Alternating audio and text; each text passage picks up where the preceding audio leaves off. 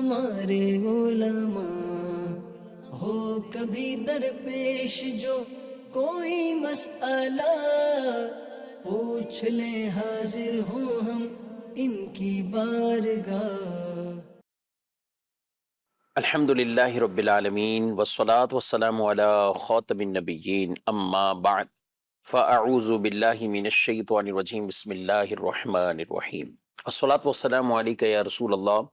وعلی آلک واصحابک یا حبیب اللہ الصلاة والسلام علیک یا نبی اللہ وعلی آلک واصحابک یا نور اللہ۔ مدنی چینل کے ناظرین، پروگرام دارالفتاح اہل سنت میں آپ کو خوش آمدید کہتے ہیں۔ اللہ رب العالمین ہم سب کو دین اسلام کے احکامات سیکھ کر سمجھ کر عمل پیرا ہونے کی توفیق عطا فرمائے۔ ہمارے پیارے رسول صلی اللہ تعالی علیہ وآلہ وسلم کا فرمان عظمت عالی شان ہے، زینوا مجالسکم بالصلاۃ علیہ فإن صلاتکم علیہ نور لکم یوم القیامہ۔ اپنی مجلسوں کو مجھ پر درود پڑھ کر آراستہ کرو کہ تمہارا مجھ پر درود پڑھنا قیامت کے دن تمہارے لیے نور ہوگا۔ صلو علی الحبیب صلی اللہ تعالی علی محمد صلی اللہ علیہ وآلہ وسلم، صلاۃ و سلام علیک یا سیدی یا رسول اللہ وعلی آلک و اصحابک یا سیدی یا حبیب اللہ۔ ناظرین کرام، اس پروگرام میں بطور خاص آپ کے سوالات شامل کیے جاتے ہیں۔ آج کے ہمارے پروگرام میں مفتی محمد کفیل رضا عطاری صاحب شامل ہیں، ان کو خوش آمدید کہتے ہیں۔ جزاک اللہ خیر۔ کیسے مزاج گرام؟ الحمدللہ علی کل حال۔ ماشاء اللہ۔ بڑھتے ہمارے پاس کچھ ابتدائی ویڈیوز سوالات موجود ہیں، ان کو ہم شامل کرتے ہیں۔ مفتی صاحب سے میرا سوال یہ ہے کہ نماز میں سورہ فاتحہ کی اگر کوئی آیت چھوٹ گئی ہو تو اس کے بعد اس کا کیا حکم ہے؟ سورہ فاتحہ کی کوئی ایک بھی آیت اگر چھوٹ جائے تو کیا نماز ہو جاتی ہے؟ بسم اللہ الرحمن الرحیم۔ فرضوں کی پہلی 2 رکعات کے اندر اور سنن و نوافل کی تمام رکعات کے اندر سورہ فاتحہ جو ہے وہ پڑھنا واجب ہے، اور اس کی ہر آیت جو ہے واجب ہے۔ تو اگر کسی شخص سے کوئی ایک آیت بھی جو ہے وہ بھول کر چھوٹ گئی، تو اگر تو بھی سورہ فاتحہ پڑھ ہی رہا ہے، اسی کے اندر اس نے اس کو جو ہے وہ درست کر لیا، پیچھے سے جو ہے وہ پڑھ کے اس آیت کو جو ہے وہ پڑھ لیا، تو حرج نہیں ہے۔ لیکن اگر وہ سورہ فاتحہ جو ہے وہ مکمل کر کے آگے جو ہے وہ سورت اس نے پڑھ لی، یا جو ہے وہ آگے رکوع میں جو ہے وہ چلا گیا، تو اب ایسی صورت کے اندر اس پر سجدہ سہو جو ہے وہ لازم ہوگا۔ تو نماز کے آخر میں اگر سجدہ سہو کر لے گا تو نماز جو ہے وہ اس کی بلا کراہت ہو جائے گی۔ جو واجب کے چھوڑنے کی وجہ سے جو کراہت پیدا ہوئی تھی وہ سجدہ سہو سے زائل ہو جائے گی، ختم ہو جائے گی۔ اور اگر سجدہ سہو بھی نہیں کیا تو پھر بہرحال اس کو اس نماز کو دہرانا ہوگا، دوبارہ پڑھنا ہوگا۔ اچھا، یہ جو آگے سورت کوئی ملا رہا ہے، اس کی کوئی آیت چھوٹ جاتی ہے تو کیا کہیں گے؟ جی، سورت اگر جو ملا رہا ہے تو سورت میں تو اگر کوئی آیت چھوٹ بھی گئی تو اگر جو سورت کا واجب ہے، سورت کا واجب کیا ہے؟ چھوٹی 3 آیتوں کی مقدار میں تلاوت قرآن کریم کر لینا۔ تو جب اس نے وہ کر لیا تو اب اس کے بعد اگر بیچ کی کوئی آیت چھوٹ گئی، متشابہ لگ گیا یا ویسے کوئی آیت جو ہے وہ بھول گیا، تو ایسی صورت کے اندر اس کو لیے جو ہے وہ اس پر سجدہ سہو لازم نہیں ہوگا، کہ واجب جو صورت کا ہے وہ مکمل طور پر جو ہے وہ ادا ہو گیا، کہ وہ چھوٹی 3 آیتوں کی مقدار میں اس نے پڑھ لیا۔ اب وہ چاہے اس چھوڑنے والی آیت سے پہلے پڑھ لیا یا اس آیت کے چھوڑنے کے بعد اس نے جو ہے وہ 1-2 آیتیں جو ہے وہ اور پڑھ لیں، تو اس کا واجب ادا ہو گیا۔ تو اب سجدہ سہو لازم نہیں ہے، اور اب رکوع میں جانے کے بعد یاد آنے پر اس کو پلٹنے کی بھی اجازت نہیں ہے۔ صحیح، یعنی یہ فاتحہ کی ہر آیت واجب ہر ہے، آیت جو ہے وہ واجب ہے، فاتحہ تو کے اس کا بعد حکم الگ ہے۔ ہر سورت کی ہر آیت یوں ہر آیت جو ہے وہ واجب نہیں، وہاں مطلقاً جو ہے وہ 3 چھوٹی آیتوں کی مقدار پڑھنا واجب ہے۔ وہ اگر کسی نے الگ الگ جگہ سے بھی قرآن کی جو ہے وہ پڑھ لی تو بھی جو ہے وہ اس کا واجب جو ہے وہ ادا ہو جائے، اگرچہ یکجا پڑھنی چاہیے، اگرچہ جو ہے وہ ایک جگہ۔ ایک ہی صورت یا ایک مقام سے جو ہے وہ پڑھنی چاہیے۔ ٹھیک ہے، اور یہ جو فقہاء کرام مسئلہ بیان کرتے ہیں کہ سورت اگر پڑھنا ہی بھول گئے فاتحہ کے بعد اور رکوع میں چلے گئے تو اس پر واجب ہے کہ واپسی آ جائے اور وہ اپنی یہ قرات کرے اور پھر رکوع کرے اور آخر میں سجدہ سہو کرے۔ وہ ہے کہ وہ پوری صورت ہی چھوڑ دی، یعنی کوئی اس نے پڑھی نہیں، سورہ فاتحہ پڑھتے ڈائریکٹ چلا گیا، نہ 3 آیتیں پڑھی، نہ کوئی ایک بڑی آیت، کچھ بھی نہیں پڑھا، اور بس وہ سورت فاتحہ پڑھتے ہی جو ہے وہ ڈائریکٹ چلا گیا۔ تو اب چونکہ جو ہے وہ مکمل واجب ہی جو ہے وہ باقی ہے، تو لہٰذا اب جو ہے وہ پلٹ کے جو ہے وہ آئے گا اور جو ہے وہ اب اسے مکمل ادا کرے گا۔ جی۔ تو کہاں کتنا پڑھنا واجب ہے، تو اس اعتبار سے ناظرین کرام یہ مسائل جو احکامات آپ نے سنے ہیں، اور صورتیں عموماً یاد رکھنی چاہیے. ہمارے یہاں جیسی سورہ فاتح ختم ہوتی ہے تو کل شریف پڑھتے ہیں سارے، یا اکثریت کہہ لیں قل هو اللہ احد اللہ الصمد. اچھا، ایسے لوگوں کو پھر یہ بھی ہوتا ہے کفیل صاحب کہ ہمیں رکعتیں بھول جاتی ہیں، ہمیں یہ یاد نہیں رہتا ہے، بالخصوص سنتیں پڑھ رہے ہیں دیگر. امام کے پیچھے ویسے ایک یہ تو فائدہ ہے کہ یہ لوگوں کو سوچنا نہیں پڑتا، اگرچہ وہاں بھی انہیں یہ سوچنا چاہیے، اس تفکر میں ہی رہنا چاہیے کہ نماز میں ہیں اور کون سی رکعت چل رہی ہے. جی لیکن ایک روٹین دیکھیں تو کبھی امام سے اگر غلطی ہو تو کوئی ایک لقمہ دے رہا ہے، یا کبھی ایسا ہوتا ہے، اور بعض اوقات ایسا ہوتا ہے کوئی بھی نہیں دیتا، پورے خاموش ہوتے ہیں، اور نماز اسی طرح ہو جاتی ہے، اور پھر پتہ چلتا ہے یہ غلطی رہ گئی، یہ مسٹیک ہوگی، اور پھر اس کا ازالہ کیا جاتا ہے، یعنی نماز دوبارہ پڑھی جو بھی غلطی تھی اس کے مطابق. تو امام کے ساتھ تو چلو یہ فائدہ ہے. تو کچھ صورتیں زیادہ یاد ہونی چاہیے تاکہ ہم اپنی نماز کے اندر بھی ان چیزوں پہ ہمیں. جی بالکل، جو ہے وہ صورتیں جو ہے وہ زیادہ یاد ہونی چاہیے، اور امام کے پیچھے بھی بہرحال جو ہے وہ توجہ تو ہونی چاہیے. نماز میں جو نماز کی روح ہے، یا عبادت کی کسی بھی عبادت کی روح ہے، وہ اصل خشوع و خضوع ہے. تو انسان چاہے امام کے پیچھے نماز ادا کر رہا ہے، چاہے انفرادی طور پہ نماز ادا کر رہا ہے، تو اسے چاہیے کہ خشوع و خضوع کے ساتھ نماز ادا کرے. اور خشوع و خضوع کے اندر یہی ہوگا کہ دنیا جہان سے وہ اپنا جو ہے وہ تعلق توڑ کر اس وقت جو ہے وہ اپنا تعلق رب العالمین سے جو ہے وہ جوڑ لیتا ہے، اور ساری فکروں کو چھوڑ کر جو ہے وہ فکر آخرت اور جو ہے وہ اپنے آپ کو رب کی بارگاہ میں حاضر ہونے کا جو یہ تصور ہے، اس کو جو ہے وہ اپنے دل میں جو ہے وہ جما کر وہ عبادت یا نماز جو ہے وہ ادا کرتا ہے. تو اس کا اہتمام امام کے پیچھے بھی ہونا چاہیے، اور جو ہے وہ اپنی نماز کے اندر بھی. اور یہ جو مختلف آیتیں یا مختلف صورتیں پڑھنا ہے، اس کا تعلق بھی اسی سے ہے کہ بس اوقات جب ایک ہی چیز آپ پڑھ رہے ہوتے ہیں تو آپ کی توجہ پھر جو ہے وہ ہٹ جاتی ہے، اور آپ بس ایک روٹین کے طور پر پڑھتے ہیں تو آپ بس اوقات بھول بھی جاتے ہیں کہ کیا پڑھا ہے یا کیا جو ہے وہ نہیں پڑھا. تو جب آپ الگ الگ جو ہے وہ آیتیں پڑھتے ہیں تو ان آیتوں کو پڑھنے کا جو لطف آپ کو ملتا ہے وہ ایک الگ جو ہے وہ ملتا ہے، اور دوسرا آپ کی توجہ جو ہے وہ برقرار جو ہے وہ رہتی ہے. تو ہر مسلمان کو چاہیے کہ کم سے کم آخری 10 صورتیں تو یاد ہی کرے قرآن کریم کی، تاکہ نماز کے اندر جو ہے وہ پڑھ سکے، اور جس کے لیے ممکن ہو وہ اس سے زیادہ بھی جو ہے وہ یاد کرے. کئی افراد کو یاد بھی ہوتی ہیں لیکن وہ پڑھتے وہی روٹین والی جو ہے وہ اپنی ہے، تو اس میں ان کو چاہیے کہ وہ جو ہے وہ مختلف صورتوں کو جو ہے وہ پڑھیں. اور پھر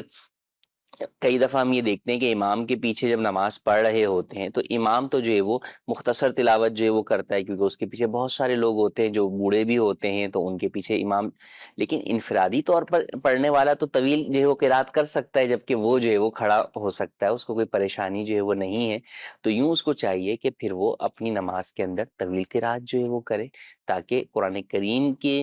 تلاوت سے بھی جو ہے وہ سکون حاصل کرے، قرآن کریم کے جو ہے وہ برکات بھی جو ہے وہ حاصل کرے، اور نماز میں ایک خشوع اور خضوع جو ہے وہ ہو، اور پھر اس کے ساتھ جو ہے وہ نماز ادا کرے گا. تو جب بندہ اس طریقے سے نماز ادا کرتا ہے کہ مکمل طور پر نماز میں اپنی توجہ رکھتا ہے، تو پھر رکعتیں بھولنا جو ہے نا وہ اتنا جو ہے وہ نارمل نہیں ہوتا.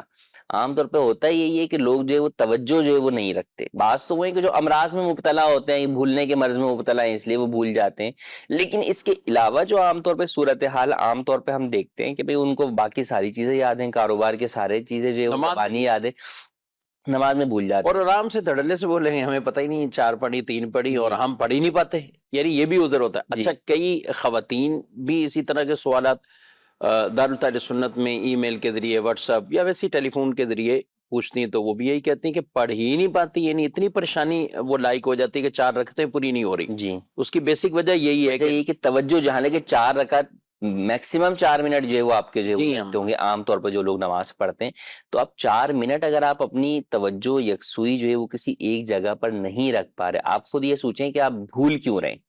بھولنے کی وجہ یہی ہوگی نا کہ آپ کسی دوسرے خیال کی طرف جو ہے وہ چلے گئے ہوں گے. تو وہ خیال کیوں آ رہا ہے؟ اسی لیے کہا کہ نماز پڑھنے سے پہلے وہ چیزیں جو آپ کو نماز میں اپنی توجہ دوسری طرف لے جائیں گی، ان چیزوں سے آپ فارغ ہو جائیں. بھوک بہت زیادہ لگ رہی ہے تو آپ پہلے جو ہے وہ کھانا کھا لیں، پھر نماز جو ہے وہ ادا کریں، جبکہ نماز کے وقت میں گنجائش موجود ہو. کوئی اور چیز ہے جو ایسی چیزیں جو خشوع و خضوع میں خلل کا باعث بن رہی ہے، آپ اسے ہٹا لیں. جیسے خواتین کا ہے تو اب جو ہے وہ چولہے پہ جناب دودھ رکھ کر نماز پڑھ رہی ہیں ہوں، یا سالن رکھ کے نماز پڑھ رہی ہیں، تو اب نماز میں جو ہے وہ توجہ اسی طرف لگی ہوئی ہے، یا بچہ جو ہے وہ ہے تو اس کو بیڈ پہ بٹھا دیا، اب یہی ڈر ہے کہ وہ گر نہ جائے، یہ نہ ہو جائے. تو یوں ان چیزوں سے آپ پہلے فراغت حاصل کر لیں، پھر تسلی اور سکون کے ساتھ جو ہے وہ آپ نماز ادا کریں گے تو انشاءاللہ خشوع و خضوع بھی حاصل ہوگا. اسی لیے بہت ساری چیزیں آپ دیکھیں کہ نماز کے اندر احکام میں بیان کی گئی کہ مساجد کے اندر جانب قبلہ، قبلے والی جو دیوار ہے اس کے اوپر نقش و نگار سے منع کیا گیا ہوں، کہ بھئی اس میں نقش و نگار کے اندر نمازی کھو جائے گا تو وہ اپنی نماز میں اس کی توجہ جو ہے وہ نہیں رہے گی. شیشے کے سامنے نماز پڑھنے اسی لیے منع کیا کہ بندہ اس کے اندر اپنی جو ہے وہ تصویر جب دیکھے گا تو اس کے اندر جو ہے وہ اس کا خشوع و خضوع باقی نہیں رہے گا. اور اس طرح کی بہت ساری چیزیں جو ہے وہ ہیں. تو یوں اپنے آپ کو دیگر چیزوں سے فارغ کریں، پھر اس کے بعد تسلی کے ساتھ وقت کے اندر، ہاں مگر یہ نہیں کہ دیگر چیزوں سے فارغ کرتے کرتے آپ نماز کو مکروہ وقت میں لے جائیں یا جناب جو ہے وہ قضا کر بیٹھیں. آپ ان چیزوں کو کریں لیکن نماز کا جو ہے اس کو بہرحال وقت کے اعتبار سے آپ جو ہے وہ وقت کے اندر اور مکروہ وقت شروع ہونے سے پہلے جو ہے وہ آپ اپنی نماز ادا کریں. تو اس بات کا اہتمام کریں گے، توجہ جو ہے وہ رکھیں گے تو انشاءاللہ نماز میں خشوع و خضوع بھی حاصل ہوگا اور نماز کے اذکار اور دیگر چیزیں بھولیں گے بھی نہیں. جی بڑھتے ہیں مزید آپ کے سوال. میرا نام تنویر حسین ہے، میں ملتان کا رہنے والا ہوں. میرا یہ سوال ہے کہ اگر کسی کی ایک نماز رہ جائے تو وہ اگلی نماز پہلے پڑھے یا پیچھے والی کو دہرائے؟ جی مزید سوال. یہ کہنا تھا کہ جو نماز ظہر ہے وہ سفر میں کیسے پڑھی جاتی ہے؟ جی اگر ایک نماز کسی کی رہ جائے تو پہلے کون سی پڑھے؟ جی دیکھیں، نماز جو پڑھنے والے افراد ہیں، ایک وہ ہیں جو پابندی کے ساتھ جو ہے وہ نماز جو ہے وہ ادا کرتے ہیں، اور بعض وہ افراد ہیں جو ان کی نمازیں جو ہے وہ بہت ساری جو ہے وہ قضا جو ہے وہ ہو جاتی ہیں. جو لوگ پابندی سے جو ہے وہ نماز ادا کرتے ہیں تو وہ صاحب ترتیب جو ہے وہ کہلاتے ہیں کہ جن کے ذمے کوئی نماز قضا نہ ہو یا 5 نمازوں تک جو ہے وہ قضا ہو یا اس سے کم ہو، اس سے زیادہ جو ہے وہ نمازیں قضا نہ ہو تو وہ صاحب ترتیب شخص کی اگر کوئی ایک بھی نماز چھوٹ جاتی ہے تو اگر وقتی نماز میں، یعنی مثال فجر چھوٹ گئی اور وہ ظہر پڑھنے کھڑا ہو رہا ہے، تو اگر ظہر کے وقت میں گنجائش موجود ہے تو اس کے لیے حکم یہ ہے کہ وہ پہلے جو ہے وہ اپنی فجر ادا کرے پھر ظہر ادا کرے. وقت میں گنجائش ہوتے ہوئے اور یہ بات اسے یاد ہوتے ہوئے کہ میری فجر قضا ہے، وہ اگر ظہر ادا کر لیتا ہے تو وہ ظہر اس کی ادائیگی اس کی درست نہیں ہوگی، بلکہ اس کو حکم یہ ہوگا کہ فجر پڑھے پھر دوبارہ ظہر جو ہے وہ ادا کرے. اور اگر وقت میں گنجائش ہی نہیں ہے، اس کو پتہ ہے کہ اگر میں فجر پڑھوں گا تو ظہر بھی قضا ہو جائے گی، تو اب ایسی صورت میں اسے رخصت ہے کہ یہ جو ہے وہ ظہر ادا کر سکتا ہے. یہ تو ہے صاحب ترتیب شخص. اور وہ شخص جو صاحب ترتیب نہیں ہے، جس کی بہت ساری نمازیں جو ہے وہ قضا ہیں، 5 سے زائد جو ہے وہ نمازیں جو ہے وہ قضا ہیں، تو اب اس کے لیے یہ بات، اس بات کی رخصت ہے کہ وہ اپنی پہلے وقتی نماز ادا کر سکتا ہے، اس کے بعد اپنی پچھلی نماز جو ہے وہ قضا والی ادا کر لے. لیکن اس کے اندر یہ رخصت ہے، عام طور پہ اس رخصت کو لوگ یوں استعمال کر لیتے ہیں کہ پھر اس کو الگ کھاتے میں ڈالتے چلے جاتے ہیں، اس کو پڑھتے ہی نہیں ہیں. یعنی جو قضائے عمری کسی شخص کے اوپر ہیں کہ بھئی بہت پرانے سالوں کی نمازیں قضا ہیں، تو چلیں وہ اپنی جگہ پر قضا ہیں، ان کی ادائیگی کی بھی آپ صورت بنائیں، لیکن کم از کم آج سے تو آپ یہ نیت کریں کہ آج سے اگر کوئی بھی نماز میری قضا ہوگی تو اس کو پرانے کھاتے میں نہیں ڈالوں گا، اس کو کم از کم فوراً جو ہے وہ ادا کروں گا، بھلے وقتی نماز سے پہلے ادا کر لوں یا بعد میں ادا کر لوں، لیکن اسے جلدی ادا جو ہے وہ کروں گا. ورنہ شیطان یہ سستی دلاتا ہے کہ چلو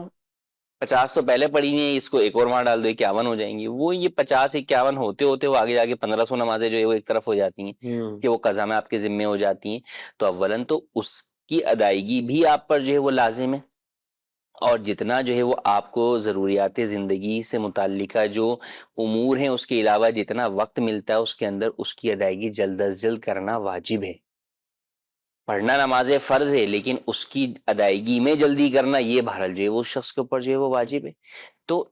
اس کا اہتمام اپنی جگہ کریں، لیکن کم از کم اس بات کی کوشش کریں کہ اگر اس دوران کوئی بھی نماز قضا ہو تو اس کی ادائیگی کو مؤخر نہ کریں، اس کو جو ہے وہ لیٹ نہ کریں، اس کو جلد از جلد ادا کر لیں. اگرچہ جو غیر صاحب ترتیب ہے اس کے لیے یہ رخصت ہے کہ وہ وقتی نماز پہلے ادا کر سکتا ہے. ٹھیک ہے.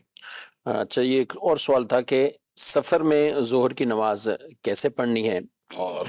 آیت کے بارے میں بھی ایک سوال آیا ہوا ہے کہ آیت اگر کوئی ایک چھوٹے تو اگلی آیت پڑھ لی، بیچ والی چھوٹ جائے، اس سے معنی ہی بدل جائے تو پھر کیا فرق پڑے گا؟ یعنی سورت کی کوئی آیت ہے جی، جس چھوٹی ظہر کی نماز سفر کے اندر، تو اگر سفر شرعی ہے 92 کلومیٹر یا اس سے زائد مسافت پر جو ہے وہ آپ جا رہے ہیں، یا آپ پہنچ چکے ہیں کہیں پر اور وہاں وہ آپ کا وطن اصلی نہیں ہے اور وہاں 15 دن سے کم رہنے کا ارادہ ہے، تو آپ ظہر، عصر اور عشاء ان 3 نمازوں کے 4 فرضوں کی جگہ پر 2 فرض ادا کرتے ہیں۔ اسے قصر کرنا جو ہے وہ کہتے ہیں۔ تو سفر کے اندر قصر کرنا واجب ہے، تو لہٰذا آپ ظہر کی 2 رکعت ادا کریں گے۔ اور اگر سفر جو ہے وہ شرعی نہیں ہے، کم مسافت والا سفر ہے، تو پھر بہرحال جس طرح آپ اپنے گھر میں پوری نماز ادا کرتے ہیں اسی طریقے سے آپ ظہر کی نماز یا بقیہ نمازیں بھی جو ہے وہ ادا کریں گے۔ دوسرا سوال آپ کا کہ آیت جو ہے وہ چھوٹ گئی، تو اگر تو آیت پر آپ نے مکمل وقف کر دیا، پہلی آیت مکمل ہو گئی جیسے الحمدللہ رب العالمین، اب اس کے بعد کسی نے الرحمن الرحیم چھوڑ دیا، آگے بڑھا مالک یوم الدین، تو اگرچہ اس کے پورا ملائیں تو جو ہے وہ معنی جو ہے وہ، یعنی اس آیت میں تو ایسا نہیں ہو رہا، لیکن کسی اور مقام پر قرآن کریم کے ایسا ہو رہا ہو کہ بھی معنی تبدیل ہو رہے ہوں، لیکن یہ سورہ ناس کی جیسے آیت انہوں نے بیتی کل اعوذ برب الناس مالک الناس الہ الناس، جی یہاں تک پڑھا، اور آگے من شر الوسواس الخناس یہ چھوڑا الذی یوسوس، الذی، تو اگر وقف کر دیا انہوں نے تو پھر ایسی صورت میں اس کے بعد والی اگر جو ہے وہ آیت پڑھی تو اب اس کے اوپر معنی تبدیلی کا حکم نہیں ہوگا اور نماز جو ہے وہ ٹھیک ہو جائے گی۔ ایک یہ ہے کہ انہوں نے وقف نہیں کیا، بیچ کی کوئی جو ہے وہ آیت چھوڑ دی، تو اب اگر وہاں معنی تبدیل ہو رہا ہوگا تو پھر جو ہے وہ نماز کے فساد کا جو ہے وہ حکم ہوتا ہے کہ جہاں وقف بھی نہ ہو اور ملا کے وقف بھی نہ ہو اور ملا کر پڑھنے کے اندر معنی کا فساد بھی بن رہا ہو، تو پھر نماز کے فساد کا حکم ہوتا ہے، جبکہ انہوں نے اسی رکعت کے اندر اسے درست نہ کر لیا۔ اگر اسی رکعت میں درست کر لیا تو ٹھیک ہے، اگر اس رکعت میں درست نہیں کیا تو پھر جو ہے وہ نماز فاسد ہو جائے۔ جی کچھ ایس ایم ایس ہیں ان کے بھی شامل کریں گے۔ سوال ہے کہ عقیقے میں لڑکا لڑکی کتنے حصوں کا انتخاب کیا جائے، کتنے حصے رکھے جائیں عقیقے میں؟ جی، لڑکے کے لیے 2 حصے، لڑکی کے لیے 1 حصہ، اور لڑکے کے لیے بکرے اور لڑکی کے لیے بکری، یہ مستحب ہے، لیکن اگر جو ہے وہ لڑکے کے لیے بھی کسی کی استطاعت نہیں اور وہ 1 حصہ جو ہے وہ کرتا ہے یا بکری کرتا ہے یا بڑے جانور میں 1 حصہ جو ہے وہ کرتا ہے تو یہ بھی جائز ہے، اس صورت میں بھی عقیقہ ہو جائے۔ تو سوال ہے کیا بیٹی کے جو ساس اور سسر ہیں تو ان سے اس لڑکی کی والدین کا آپس میں پردے کے احکامات کیا ہوں گے؟ جی، سمدھی یا سمدھن جو ہے وہ کہلاتے ہیں،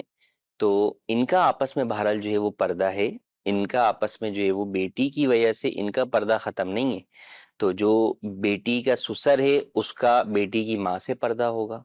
اسی طریقے سے جو بیٹی کی جو ہے بیٹی کا جو باپ ہے اس کا بیٹی کی ساس سے پردہ ہوگا، یعنی عاشری طور پر ان کے درمیان وہ پردہ موجود ہے۔ جی مزید مفتی صاحب سے میرا سوال یہ ہے کہ بیچی ہوئی چیز کو کم ریٹ پر خریدنا کیسا؟ جی چیز بیچ دی ہے اور اب کم ریٹ پر، جی کسی کو بھی اگر آپ نے کوئی چیز جو ہے وہ بیچی ہے، اور اب 2 صورتیں کہ آپ نے کیش پر بیچی ہے یا جو ہے وہ کریڈٹ یعنی ادھار پر جو ہے وہ بیچی ہے، تو اگر آپ نے ادھار پر بیچی ہے یا کیش پر بیچی ہے لیکن جو ہے وہ قیمت ابھی وصول نہیں کی، تو اس صورت میں اس سے کم قیمت پر خریدنا یہ جائز نہیں ہے۔ ہاں اگر آپ نے اس سے اپنی قیمت پوری وصول کر لی، چاہے کیش میں آپ نے بیچی یا کریڈٹ میں بیچی، اور کریڈٹ میں بیچنے میں ساری قسطیں وصول ہو گئی ہیں آپ کو، تو اب ایسی صورت میں آپ اپنے ہی خریدار سے اپنی وہی چیز کم قیمت میں خریدتے ہیں تو یہ جائز ہے، اس کے اندر کوئی حرج جو ہے وہ نہیں ہے۔ اسی طرح میں نے آپ کو چیز بیچی اور آپ نے کسی تیسرے فرد کو بیچ دی، ٹھیک، ہاتھوں ہاتھی یہ کام ہوا، میں نے آپ کو مثال کے 1 سال کے ادھار کے اوپر کوئی چیز بیچی اور آپ نے وہی چیز آگے کسی تیسرے فرد کو بیچ دی، اور اب اس تیسرے فرد سے میں خرید لیتا ہوں دوبارہ کم قیمت میں، تو ایسا کرنا بھی جو ہے وہ جائز ہے۔ میرے لیے آپ سے کم قیمت میں خریدنا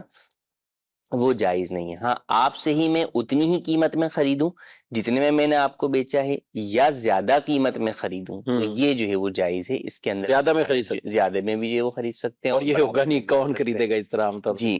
تو یہ جائز ہے۔ تو کم قیمت میں جو ہے وہ خریدنا وہ اس وقت تک جائز نہیں ہے جب تک کہ پیمنٹ پوری نہ ہو جائے. ہاں پیمنٹ اگر پوری کر دی ہے اور اب دوبارہ جو ہے وہ اس شخص جو ہے وہ کہتا ہے, کئی دفعہ ایسا ہوتا ہے, بعض جگہ تو یہ ہوتا ہے کہ وہ اقالہ ہو جاتا ہے, یعنی بے اسی ریٹ کے اوپر جو ہے وہ ختم کرنے کا, وہ کہتا ہے کہ یار میں نے آپ سے یہ چیز خریدی تھی اب مجھے ضرورت نہیں ہے, یا اور کوئی مسئلہ ہے مجھ سے آپ یہ چیز واپس لے لیں, میرے پیسے واپس دے دیں, تو یہ بھی جو ہے وہ جائز ہے. اور اس کے اندر سامنے والے کی رعایت کرتے ہوئے جو ہے وہ اچھا ہے کہ آپ کو جو ہے وہ ثواب بھی جو ہے وہ ملے گا. لیکن اگر جو ہے وہ شخص کہتا ہے بھائی میں نہیں خرید رہا واپسی, اگر آپ نے بیچنی ہے تو میں نئی قیمت پر آپ سے لے لیتا ہوں, صحیح. تو اگر وہ پہلے پیمنٹ پوری کر چکا ہے تو ایسی صورت کے اندر یہ جو ہے وہ نئی کم قیمت کے اوپر اسے بیچ سکتا ہے, اس کے لیے خریدنا بھی جائز ہے. اچھا, ہم اگر دیکھیں مارکیٹ میں جیسے ہوتے ہیں, اور میرا بھی تعلق چونکہ موٹر سائیکل مارکیٹ اور صدر کے ارد گرد الیکٹرانکس مارکیٹ, اور یہاں پہ قسطوں پہ ہی یہ ساری چیزیں ایک تعداد ہے جو بیچتے ہیں خریدتے ہیں. اچھا, چیز کی ویلیو تو کم ہو جاتی ہے. مثال کے طور پہ اب بائک اس نے خریدی ہے, وہ بائک اس نے 3 لاکھ روپے والی بائک لی ہے اور اس کی قسطیں باندھ دی. اب 2 مہینے قسطیں دی ہیں اور وہ قسطیں نہیں پوری کر کے تو وہ کہہ رہے ہیں کہ آپ اس کو واپسی لے لیں. اچھا, جب یہ مارکیٹ میں بھی اس کو بیچیں گے تو اس کی قیمت اب 260 ہو چکی ہے, 70 ہو چکی ہے, اس کو کوئی 3 لاکھ میں تو ظاہر ہے نہیں خریدے گا. تو یوں دکاندار بھی اپنے گمان میں کہ اب میں نے بیچی تو 3 لاکھ کی تھی لیکن اب بچی 270 کی ہے تو اس کو میں واپسی اس طور پر واپسی شمار کر لیتا ہوں, تو یعنی اس سے منع کریں گے ہم. جی بالکل, یہ وہی صورت ہوگی کہ جائز نہیں ہوگی کہ یہ. اچھا, اس میں یہ بھی ہے کہ دکانداروں میں تو دیکھیں بہت اور طریقے بھی ہوتے ہیں کہ وہ خود نہیں خرید رہے, وہ اپنے کسی نمائندے کے ذریعے سے خریدوا دیں گے, اپنے ملازمین کو کہہ دیتے ہیں, کہہ دیں گے. کوئی اگر شرعی طور پہ بچنا بھی چاہ رہا تو وہ کہے میں نے تھوڑی خریدی, میرا ملازم تو نہ آپ جو ہے وہ خود خرید سکتے ہیں نہ آپ کا وکیل خرید سکتا ہے. اسی طریقے سے جو سامنے والا شخص ہے جو بیچ رہا ہے, جو اصل میں پہلا آپ کا خریدار تھا, تو نہ آپ اس سے خرید سکتے نہ اس کے وکیل سے خرید سکتے. ہاں, تھرڈ پارٹی کو وہ بیچ دے مکمل طور پر اور وہ تھرڈ پارٹی آپ یا آپ کا نمائندہ نہ ہو, پھر آپ اپنے اس تھرڈ پارٹی سے خرید لیں تو وہ ٹھیک ہے, اس کے اندر کوئی حرج جو ہے وہ نہیں. اچھا, لوگوں میں اس طرح کی جب بھی ہم مسائل بیان کرتے ہیں, اچھا اس میں کئی سود والے کوئی ایسے احکامات آگے سے وہ دھڑلے سے یہ بول دیتے ہیں کہ وہ راضی ہیں, کوئی دھوکہ تھوڑی دے رہے ہیں. تو اس کا مطلب ناظرین یہ تو نہیں ہے کہ سود بھی تو جو آپس میں لین دین کر رہے ہوتے ہیں وہ راضی ہوتے ہیں. کوئی بھی جا کے بینک سے سودی معاہدہ کر رہا ہے یا کسی فرد واحد سے کر رہا ہے کہ آپ مجھے 50 لاکھ دے دو, 20 لاکھ دے دو, میں آپ کو اتنا پروفٹ دوں گا, اور یہ راضی ہیں, دونوں راضی ہیں اس بات پہ, تو اس کا مطلب معاذ اللہ یہ سود ان کے لیے جائز تو نہیں ہو جائے گا کہ وہ راضی ہیں. تو یہاں اپنی رضا کی بات نہیں ہے, یہاں یہ ہے کہ شریعت مطہرہ ہمیں اس چیز کی اجازت دیتی ہے یا شریعت ہمیں اس چیز کی اجازت نہیں دیتی. اور جو شریعت نے منع کر دیا ہے وہاں نہ اپنی رضا کی بات ہے نہ اپنے عقل کو ہم نے وہاں پہ دخل دینا ہے کہ بظاہر یہ چیز ہمیں ٹھیک لگ رہی ہے تو ہم اس کو ایسے ہی کرتے جائیں. تو ہمیں ان چیزوں سے بچنا ہے. باقی جو طریقہ کار بیان کیا اس کے مطابق اگر کرتے ہیں, اگر 270 کی بالفرض یہ اسی کو بائک بیچ رہا ہے اور مارکیٹ میں بھی اتنے کی بک رہی ہے تو آپ کسی اور کو بیچ دیں, جی کسی اور کو بیچ کے اس کے پیسے لا کے اس کو ہی دے دیں, اور سمپل سادہ ہے, اور آپ بھی اپنے قرضے سے بری و ذمہ ہو جائیں, وہ بھی معاملہ اپنا حل کر لیں. جی مزید سوال. میرا نام محمد رضوان اتاری ہے اور میں مدینۃ الاولیاء ملتان شریف سے بات کر رہا ہوں. سر, یہ جو 4 رکعتوں کی نماز پڑھتے ہیں اس میں پہلی رکعت میں ثنا, دوسری میں ثنا کے بغیر بھائی الحمدللہ سے شروع, اور تیسری اور چوتھی رکعت میں صرف سورہ فاتحہ پڑھنی ہے یا اس کے بعد کوئی سورت بھی ملانی ہے؟ برائے کرم جواب ارشاد فرما دیں. جی اچھا, انہوں نے کوئی تعیین نہیں کی نمازوں کے حوالے سے اور لگ یہی رہا فرض کے بارے میں پوچھ رہے ہیں, تو کیا ہے؟ دیکھیں, فرضوں کے اندر تو یہی ہے کہ آپ پہلی 2 رکعتوں میں تو آپ کو سورہ فاتحہ کے ساتھ سورت ملانی ہے, یہ دونوں واجب ہیں. لیکن آخری 2 رکعتوں کے اندر سورہ فاتحہ کے ساتھ سورت ملانا جو ہے وہ آپ پر واجب نہیں ہے, تو آپ صرف سورہ فاتحہ پڑھ کر بھی جو ہے وہ آپ نماز ادا کر سکتے ہیں. ہاں, اگر آپ ملا لیتے ہیں تو یہ ملا لینا جو منفرد ہے, یعنی جو انفرادی طور پہ علیحدہ نماز ادا کرنے والا ہے, امام نہیں ہے, اس کے لیے مستحب ہے کہ وہ سورت جو ہے وہ ملا لے. لیکن اگر وہ نہیں ملاتا تو بھی اس کے اوپر کوئی کراہت یا گناہ جو ہے وہ نہیں ہے, صرف سورہ فاتحہ بھی وہ پڑھ لیتا ہے تو بھی اس میں کوئی حرج نہیں. لیکن جو سنت اور نوافل ہیں ان کی چاروں رکعتوں کے اندر سورہ فاتحہ کے ساتھ سورت ملانا واجب ہے، تو اس میں جو ہے وہ چاروں رکعتوں کے اندر آپ سورہ فاتحہ کے ساتھ سورت ملائیں گے، یہ واجب ہے۔ جی، سوال ہے کہ ہم اسلامی بہنوں کو شرعی مسائل پوچھنے میں بہت مشکل ہوتی ہیں، تو اس کے کیا حل ہے؟ واٹس ایپ کوئی گروپس ہونے چاہیے جس میں اسلامی بہنیں اپنے شرعی مسائل پوچھ سکیں۔ چلے اس پہ تو گفتگو کرتے ہیں۔ انہوں نے جو سوال پوچھا ہے کہ اسلامی بہنیں اپنے بالوں کا جوڑا بناتی ہیں، تو جوڑا بنا ہوا ہو تو نماز ہو جاتی ہے، کتنا اونچا جوڑا ہو تو اجازت ہے، اور کتنا ہو تو نہ ہو، نماز مکروہ تحریمی، کیا کہتے ہیں؟ جی، سب سے پہلے تو مسئلے کا جواب یہ ہے کہ عورت کے لیے جوڑا باندھنا بھی جائز ہے، اور جوڑا بندھا ہونے کی حالت میں نماز پڑھنا بھی جائز ہے، اس کو کوئی جو ہے وہ کراہت نہیں ہے۔ وہ جو منع ہے وہ مرد کے لیے ہے، کہ مرد کے لیے ویسے بھی جوڑا باندھنا ناجائز ہے بالوں کا، اور اس حال میں نماز پڑھنا بھی اس کے لیے مکروہ تحریمی ہے۔ تو عورتوں کے لیے کوئی ممانعات جو ہے وہ نہیں ہے، وہ جوڑا باندھ بھی سکتی ہیں اور جوڑا بندھے ہونے کی حالت میں نماز بھی ادا کر سکتی ہیں۔ اب دوسرا یہ کہ سوالات اسلامی میں نے کہاں پہنچے، کہاں پوچھیں، تو اس کے تو مختلف ذرائع الحمدللہ موجود ہیں۔ جیسے اب یہ چینل کے اوپر 3 دفعہ دارالفتہ اہل سنت کا پروگرام جو ہے وہ آتا ہے، تو اس میں بھی جو ہے اپنے سوالات جو ہے وہ بھیج سکتی ہیں، اور اس کے علاوہ باقاعدہ دارالفتہ اہل سنت کی 2-3 سروسز ایسی موجود ہیں جس کے اندر آپ ڈائریکٹ، ایک فون سروس ہے جس پر آپ کال کر کے مسئلہ پوچھ سکتی ہیں، دوسرا ای میل سروس ہے جس کے اوپر آپ ای میل کے ذریعے سوال پوچھ سکتی ہیں، اور تیسرا اسلامی بہنوں کا الگ سے واٹس ایپ جو ہے وہ نمبر ہے جہاں پر ان کے شرعی مسائل کا جوابات جو ہے وہ اسلامی بہنیں ہی جو ہے وہ دیتی ہیں۔ اسلامی بہنوں کے لیے جو واٹس ایپ نمبر الگ سے ہی ہے، یہ خاص ہے ہی خواتین کے لیے نمبر ہے، اور 0311786112 یہ خواتین کے لیے، خواتین کے شرعی مسائل پوچھنے کے لیے یہ نمبر ہے۔ دارالفتہ اہل سنت کے فیس بک پیج پر آپ جائیں گے، اگر وہاں سے اپڈیٹ کوئی آپ کو اس طرح کی مل جاتی ہے تو وہاں سے بھی شرعی مسائل ہیں، لیکن خواتین حتی الامکان ان سوشل میڈیا ذرائع سے گریز ہی کریں۔ یہ جو ہیں دارالفتہ اہل سنت میں ای میل کر کے آپ نے پوچھ لیا، اور دارالفتہ اہل سنت کی ویب سائٹ سے جا کر خواتین کے الگ سے پورے وہاں پہ بنے ہوئے ہیں، فولڈر بنے ہوئے ہیں، اور آپ الگ سے جا کر وہاں شرعی مسائل دیکھ سکتی ہیں، پڑھ سکتی ہیں، مفتیان کرام کے ویڈیو کلپس سن سکتی ہیں۔ تو اس کے ذریعے سے بھی انشاءاللہ علم دین وہ بڑھتا ہے۔ ماہنامہ فیضان مدینہ، اس کے اندر باقاعدہ خواتین کی الگ سے ایک جو شرعی مسائل کے اوپر مشتمل ہے، تو اس کے اوپر بھی آپ جا کر ان شرعی مسائل کو وہاں پہ وہ ماہنامہ پڑھیے اور اس میں بھی ان کو حاصل کریں، اور عنقریب انشاءاللہ دارالفتہ اہل سنت کی طرف سے خواتین کے شرعی مسائل پر ایک پراپر پوری کتاب۔ کفیل صاحب، یہ جو ہمارا ماہنامہ فیضان مدینہ ہے، تو تقریباً پچھلے 5-6 سال کے ماہنامہ کے جو فتاوی جات شائع ہوئے ہیں، تو اس پہ الحمدللہ ہمارے شعبے نے کام کر لیا ہے ماشاءاللہ۔ تو امید ہے ہم اس کتاب کو جو ہے وہ وائرل کر دیں گے، اپلوڈ بھی کر دیں گے۔ تو ایک یعنی 200 سے زائد فتاوی جات کا ایک مجموعہ ہے خواتین کے شرعی مسائل، وہ مل جائے، اور کئی تو دارالفتہ کی ویب سائٹ سے بھی کئی فتاوی مل سکتے ہیں، 12,000 یا اس کے زائد جو ہے وہ فتاوی موجود ہیں ہماری ویب سائٹ پر، تو اس پر بھی اب یعنی یہ کتنا بڑا ذخیرہ ہے کہ آپ کئی سوالات جو ہے وہ سرچ کرتے ہیں تو اس کے اوپر آپ کو ان کے جوابات جو ہے وہ مل جاتے ہیں، تو آپ وہاں سے بھی جو ہے وہ کئی جوابات اپنے حاصل جو ہے وہ کر سکتی ہیں، اور بہرحال جو ہے وہ باقی سوالات کے لیے جو ذرائع اور طریقے آپ کو بتائے گئے آپ انہیں استعمال کر سکتی ہیں۔ جی مزید سو مفتی صاحب، میرا یہ سوال ہے، کیا فجر اور عصر کی نماز کے بعد اذان نماز پڑھ سکتے ہیں؟ اس کا جواب ارشاد فرما دیں۔ جی، فجر اور عصر کے بعد قضا نماز ادا کر سکتے ہیں، مکروہ وقت سے پہلے۔ فجر کا وقت تو جب ختم ہوتا ہے تو مکروہ وقت شروع ہوتا ہے، تو جیسے ہی سورج نکلتا ہے تو مکروہ وقت شروع ہو جاتا ہے، اور 20 منٹ تک جو ہے وہ تقریباً مکروہ وقت رہتا ہے،